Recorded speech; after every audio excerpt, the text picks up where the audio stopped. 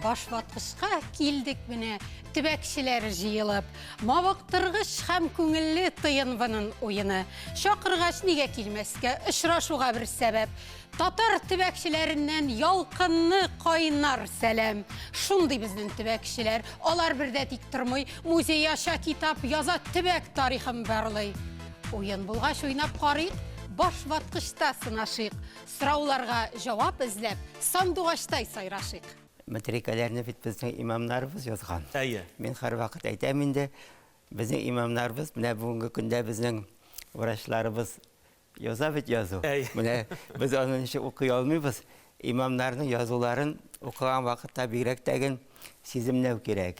Ул тыйымлау кирәк, сиземләү кирәк һәм ул язуга ияләнү кирәк. Күп очракта менә безнең Батырша дигән шәхесебез бар бит инде. Батыршаның хаты турында әйтәләр. Ул патшага язган хатында нокталары куймаган диләр.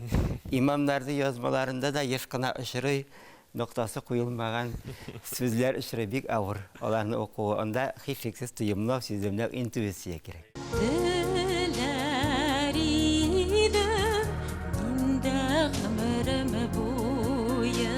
Шишмәт